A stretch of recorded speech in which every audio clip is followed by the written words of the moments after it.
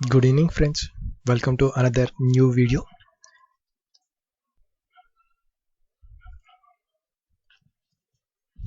Stock పేరు వచ్చేసి TV18 Broadcast limited company గురించి మెయిన్గా అబ్జర్వ్ చేసినట్లయితే TV18 Broadcast is engaged in activity spanning across broadcasting, digital content and allied businesses. ఈ company గురించి మెయిన్గా అబ్జర్వ్ చేసినట్లయితే టీవీ ఛానల్స్ అండ్ బ్రాడ్కాస్టర్స్ అండి. ఈ కంపెనీ మార్కెట్ క్యాపిటలైజేషన్ వచ్చేసి 11,143 crores ఉంది. స్టాక్ ప్రైస్ వచ్చేసి 65 రూపీస్ దగ్గర ట్రేడ్ అవుతుంది. స్టాక్ పి వచ్చేసి 18.4 ఉంది. బుక్ వాల్యూ వచ్చేసి 25 ఉందండి. ROCE వచ్చేసి 14.9 ఉంది. ROE వచ్చేసి 11.5 ఉంది. డెట్ చాలా తక్కువగా ఉందండి. ఇక్కడ మీరు అబ్జర్వ్ చేయండి, ఆల్మోస్ట్ డెట్ ఫ్రీ కంపెనీ అండి. ప్లేస్ పర్సెంటేజ్ ఏమీ లేదండి, 0% అండి. సో ఇవి రెండు మనం పాజిటివ్ ఫ్యాక్టర్గా కన్సిడర్ చేయవచ్చు. ఓకేనా. అదేవిధంగా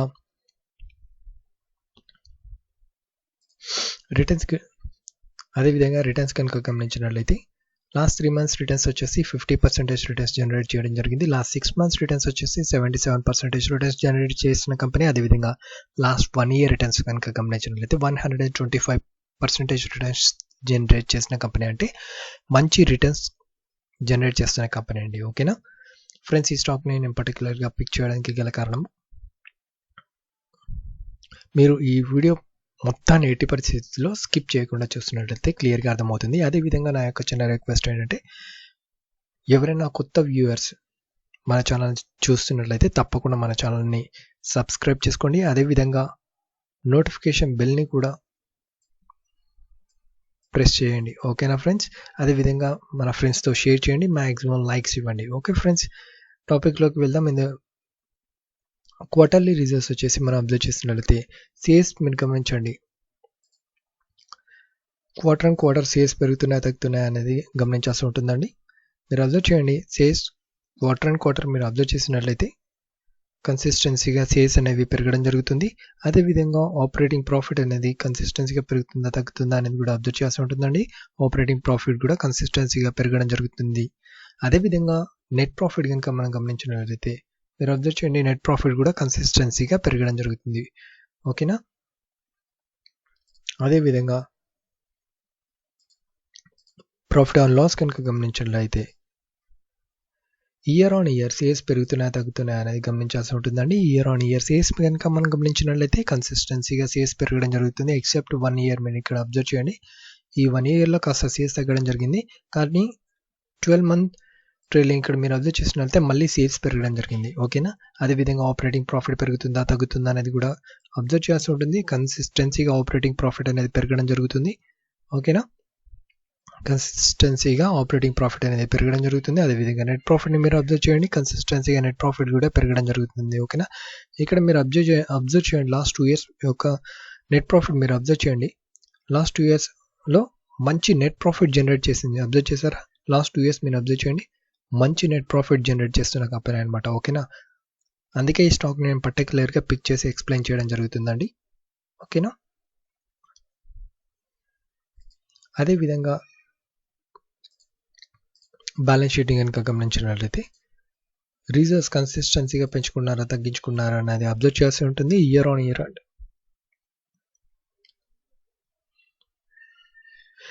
ఇయర్ రిజర్వ్స్ మీరు అబ్జర్వ్ చేసినట్లయితే కన్సిస్టెన్సీగా రిజర్వ్స్ అనేది పెంచుకోవడం జరుగుతుంది. అదేవిధంగా బారోయింగ్స్ తగ్గించుకున్నారా పెంచుకుంటున్నారా అనేది అబ్జర్వ్ చేయాల్సి ఉంటుంది. ఇక్కడ మీరు ఒకటి కీన్గా అబ్జర్వ్ చేయండి, బారోయింగ్స్ చూడండి. ఇక్కడ 1,775 crores ఉన్న బారోయింగ్స్ ఇక్కడ చూడండి ఆల్మోస్ట్ 50%కి వచ్చేసింది, తగ్గించి అంటే ఆల్మోస్ట్ 50% అయింది. మీరు అబ్జర్వ్ చేశారా? అంటే వాళ్ళు ఏదైతే బారోయింగ్స్ తీసుకున్నారో వాటిని రీపేమెంట్ చేసేసారు. చూసారా బారోయింగ్స్ ఎంత స్పీడ్గా తగ్గుతున్నాయో అబ్జర్వ్ చేశారా? బారోయింగ్స్ తగ్గుతున్నాయి, అదేవిధంగా రిజర్వ్స్ పెరుగుతున్నాయి. ఇది కంపెనీకి మంచి పాజిటివ్ ఫ్యాక్టర్గా మనం కన్సిడర్ చేయవచ్చు. ఓకేనా ఫ్రెండ్స్.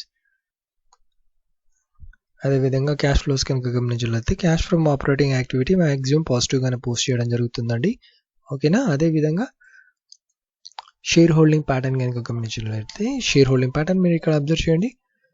ప్రమోటర్ దగ్గర హోల్డింగ్ వచ్చేసి 60.40 ఉంది. ఎఫ్ఐఎస్ యొక్క హోల్డింగ్ పెంచుకోవడం జరిగిందండి. ఇక్కడ మీరు అబ్జర్వ్ చేయండి, ఎఫ్ఐఎస్ యొక్క హోల్డింగ్ పెంచుకోవడం జరిగింది, 14.09 ఉంది. అదేవిధంగా డిఐఎస్ దగ్గర హోల్డింగ్ వచ్చేసి 0.19 ఉంది. అదేవిధంగా పబ్లిక్ దగ్గర హోల్డింగ్ వచ్చేసి 25.32 ఉందండి. ఓకేనా ఫ్రెండ్స్.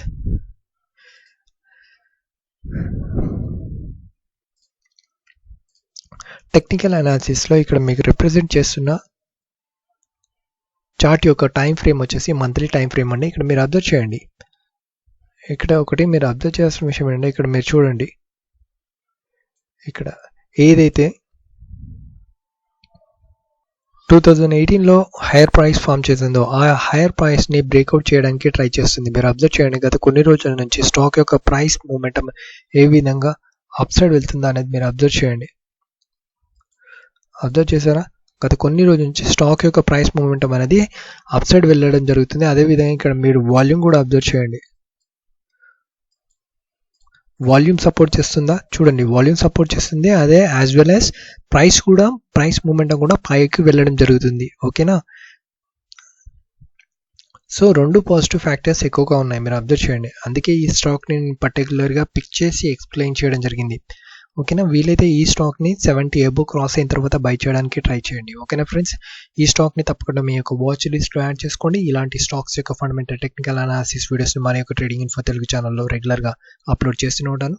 తప్పకుండా మన వీడియోస్ని చూడండి, మీ యొక్క సపోర్ట్ని తెలియజేయండి. మీకు ఏమైనా క్వరీస్ ఉన్నట్లయితే తప్పకుండా కామెంట్స్ రూపంలో తెలియజేయండి. అదేవిధంగా నా యొక్క చిన్న రిక్వెస్ట్ ఏంటంటే, మీరు ఏ స్టాక్లో ఇన్వెస్ట్మెంట్ చేయాలనుకున్నా తప్పకుండా మీ ఫైనాన్షియల్ అడ్వైజర్ సలహా మేరకు ఇన్వెస్ట్మెంట్ చేయండి. Thank you friends.